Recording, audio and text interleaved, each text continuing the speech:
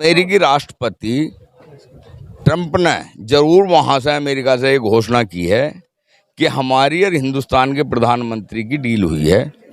उस डील में ये है, जो हमारे देश से सामान यूरोप में या मतलब अमेरिका में जाता था, उस पे पहले थी 3.3% ड्यूटी, अब हो गई 18%।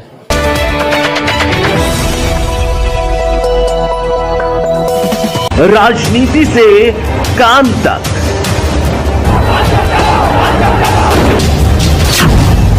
अपराध से अंजाम तक,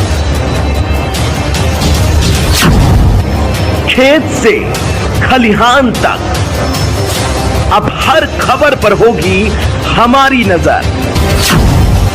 पाइए सीधा अपने मोबाइल पर। मैं हूं मौर्य कुमार गौतम, आपका अपना न्यूज रिपोर्टर। देखते रहें गांव शहर की खबर और जुड़े रहें सिटी न्यूज इंडिया वन के साथ। हमारे चैनल को लाइक करें, शेयर करें और सब्सक्राइब करना ना भूलें।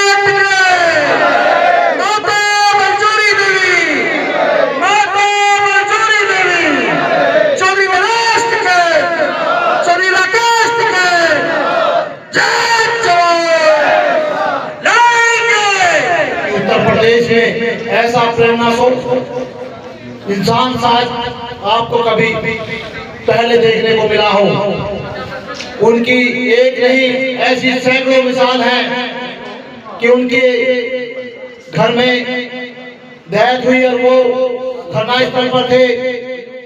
आज उनके बेटे की शादी है, कितना इम्पोर्टेंट दिन है साथियों। सोचने की बात है, अगर हम लोगों के घर में, रिश्तेदारों में, परिवार में भी शादी होती है तो उसके लिए सारे काम छोड़ देते हैं। लेकिन जो घर के मुखिया हैं, घर के कार्यकर्ता हैं, उनके आज बेटे की शादी है और वो आप लोगों के लिए, देश के किसानों के लिए, मजदूरों के लिए आप लोगों के बीच में धरने पर बैठे हैं और ज्ञापन देंगे डीएम साहब को, ये किसान मजदूरों के लिए।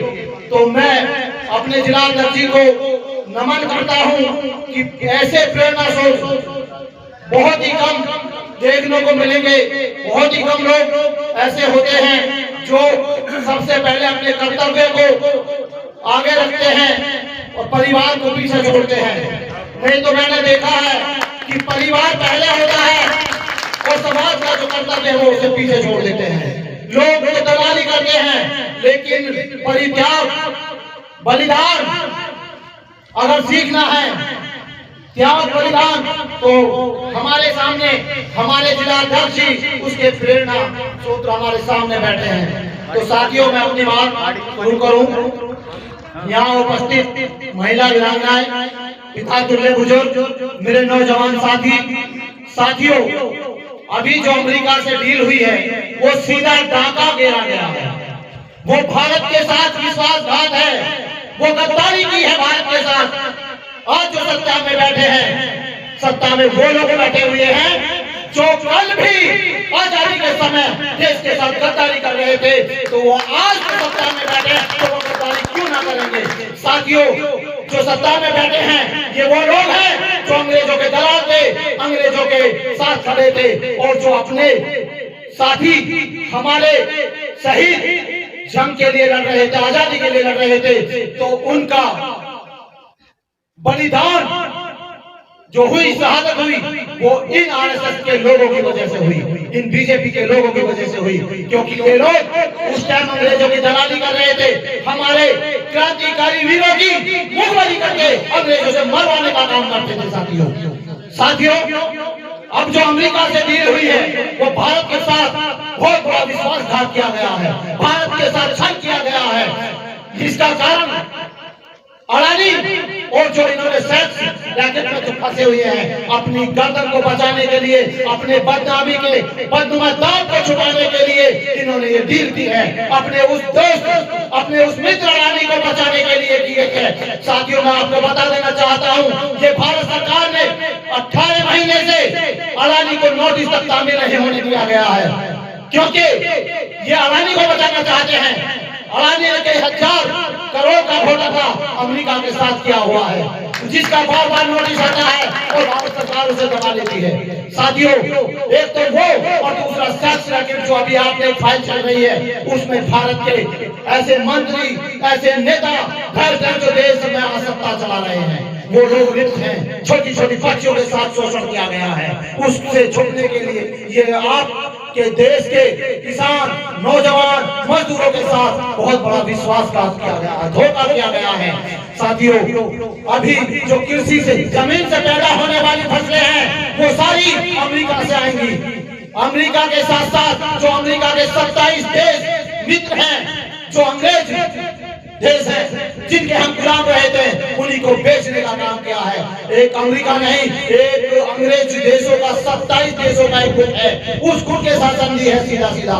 तो साथियों, आपको दोबारा से अंग्रेजों का गुलाम बना दिया गया है। तो साथियों, वो दिन आ चुका है कि ईट से ईट बजाने का, अपने आप को जगाने का, अपनी अंदर आत्मा को जगा लो।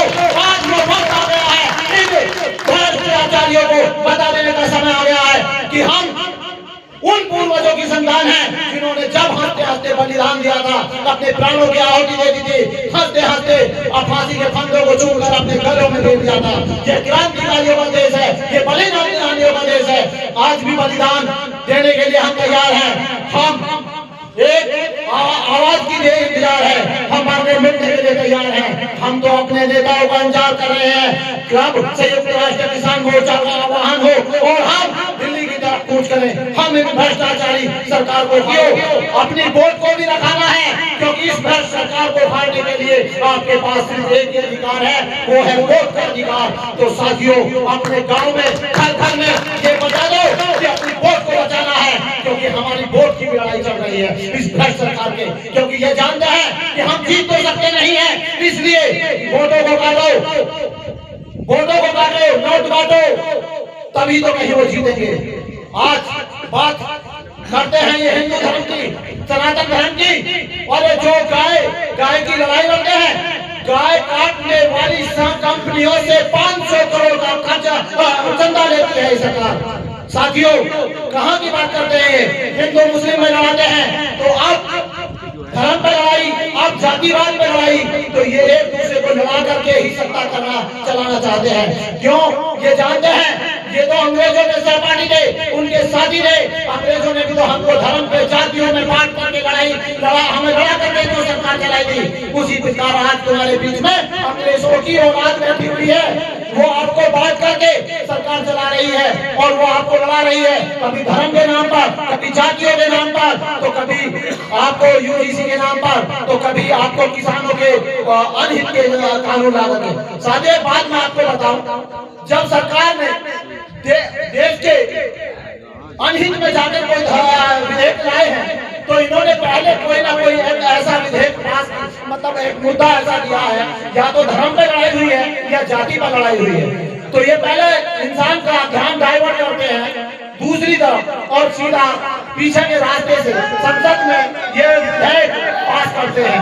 क्योंकि साथियों, मैं आपको एक बात बता दूं, ये जो सरकार है, ये आपका पहले ध्यान भटकाती है और फिर ये उल्टे सीधे कानून विधेयक लाती है, ताकि आज पब्लिक जो हो वो अपने ध्यान भट जाए और आपस में लड़ने में रह जाए और ये अपना विधेयक, अपना कानून ये लागू कर दे। वही चाल इन्होंने वही चाल चली है।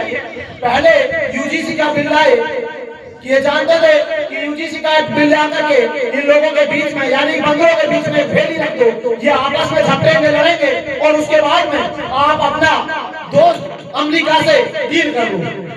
तो साथियों, आज देश का नौजवान, देश के बुद्धिजीवी लोग, देश के क्रांतिकारी लोग वो यूजीसी को लेकर के लड़ रहे हैं। ओबीसी एससी ये कह रहे हैं कि यूजीसी लागू होनी चाहिए, जनरल कैटेगरी कह रही है कि यूजीसी हटनी चाहिए, इस पर रोक लगनी चाहिए। यानी कि अगर ये विधेयक, अगर इस यूजीसी को नहीं लाते तो इस विधेयक को, इस डील को कैसे ये लागू कराते? क्योंकि अगर डायरेक्ट ये डील को करते तो देश का हर नौजवान, किसान, मजदूर इनसे सवाल पूछता कि भाई आप ये डील क्यों कर रहे हो, लेकिन इन्होंने पहले ही लोगों को एक मुद्दा दे दिया कि आपस में लड़ने का, और आप लड़ते रहो, और इन्होंने पीछे के रास्ते से देश के साथ धोखा विश्वासघात किया है। उस डील में ऐसे ऐसे शब्द लिखे हुए हैं, अगर मैं बात करूं तो बहुत लंबी हो जाएगी, लेकिन सबसे इम्पोर्टेंट बात क्या है कि 2014 से पहले भारत में जो हमारा माल जाता था उस पर 3.3% का टैरिफ लगता था, 3.3% का टैरिफ लगता था, लेकिन अब 18%। और तुमको हमको एक उन्होंने लॉलीपॉप दे दी है कि ये 50% का घटा 18% हो गया। अरे ये जो है 3% से बढ़कर 18% कर दिया गया। तो साथियों, यहाँ बहुत सारे वक्ता है, समय का बहुत सारी समय को देखते हुए मैं अपनी वाणी को पीएम साहब को आपने ज्ञापन दिया, किस बात को लेकर के ज्ञापन दिया? हमारे देश के प्रधानमंत्री माननीय नरेंद्र मोदी जी अमेरिका में एक डील कर आए हैं, और उस डील का वैसे तो पता नहीं पड़ रहा, डिक्लेयर नहीं कर रही है क्या डील कर आए हैं, लेकिन अमेरिकी राष्ट्रपति ट्रंप ने ज़रूर वहाँ से अमेरिका से एक घोषणा की है कि हमारी और हिंदुस्तान के प्रधानमंत्री की डील हुई है। उस डील में ये है, जो हमारे देश से सामान यूरोप में या मतलब अमेरिका में जाता था, उस पे पहले थी 3.3% ड्यूटी, अब हो गई 18%। और जो विदेशों से हमारे देश में सामान आता था, कृषि उपज या कुछ भी जो भी हैं, उन पे पहले थी 30%, अब वो कर दी 0%। और विदेशों में 50% से लगा के 75% तक अपने किसानों को सब्सिडी दी जाती है। वहाँ किसान है केवल 2-2.5%। तो वहाँ जो उनका कृषि उपज है, जैसे सोयाबीन है, मक्का है, आलू है, और आपका गेहूं है, धान है, वो वहाँ डंप है। वो पैदावार उन्हें अच्छी तकनीक दे के पैदावार इतनी करते हैं, उन्हें बाजार नहीं मिल रहा था। उन्होंने 0% पे मोदी जी से हिंदुस्तान का बाजार खुलवा लिया है। अब जब वहाँ से सामान आएगा, वो दूध यहाँ 25 रुपये लीटर देंगे, गेहूँ हमारे यहाँ 10-15 रुपये किलो दे देंगे, तो फिर हमारा क्या होगा, हमारे किसान का क्या होगा? हमारे यहाँ सब्सिडी है नहीं, हमारा किसान तो अब भी नहीं टिक पा रहा। और जब 0% पे यहाँ विदेशों से सारा माल आ जाएगा, ये केवल और केवल किसान के लिए नहीं है, इससे किसान भी मरेगा, मजदूर भी मरेगा, और व्यापारी भी मरेगा। व्यापारी का भी व्यापार झंड होना है। तो एक तरीके से देश गुलामी की तरफ बढ़ा दिया, देश पे जो है मतलब विदेशों का कर्जा वो करवा दिया, कब्जा करवा दिया है। और मोदी जी यदि ऐसा नहीं है जो पब्लिक में प्रचारित हो रहा, तो मोदी जी खुली डील को डिक्लेयर क्यों नहीं कर रहे? संसद में रोज मांग हो रही है कि भाई जो डील आप अमेरिका से करकाए हैं उसे आप यहाँ वो करें, डिक्लेयर करें। तो इसके विरोध मतलब ये केवल कृषि उपज ही नहीं है, हमारे पेस्टिसाइड पे भी है, दूध पे भी है, बिजली पे भी हमारी पे कब्जा होने जा रहा है, निजीकरण हो रहा है। अभी आपने देखा होगा पीछे एक निजीकरण का छोटा सा उदाहरण मिला। 3 दिन के लिए इंडिगो ने हड़ताल कर दी, सारे देश के जितने भी यात्री थे, सारे देश में हाहाकार मच गया। और जब बिजली में ऐसे ही हो जाएगा तो क्या होगा जी? हमारी ट्रेन निजीकरण में जा रही है, डीजल पेट्रोल निजीकरण में जा रहा है। आज मैं अभी बोर्ड पे देख कर रहा था, मतलब रिलायंस का डीजल पेट्रोल 2 रुपये मंदा मिल रहा, और बाकी कंपनियां रुकेंगी क्या? टिकेंगी नहीं, टिक पाएंगी। जैसा मोबाइल पे पूरा एक छतराज जमा दिया, इसी तरह सारा कुछ हिंदुस्तान की जितने भी हमारे उपकरण हैं, वे सब या संसाधन हैं, वे सब निजीकरण में जाने की तैयारी चल रही है। उसका हम फिर भारत देश में कैसी सरकार होनी चाहिए? भारत देश में सरकार पहले से भी होती आई है। मैं एक बात बता दूं, भारत देश में कम से कम जाति बिरादरी की लड़ाई लड़े, धर्म की लड़ाई लड़े, ऐसी सरकार नहीं होनी चाहिए।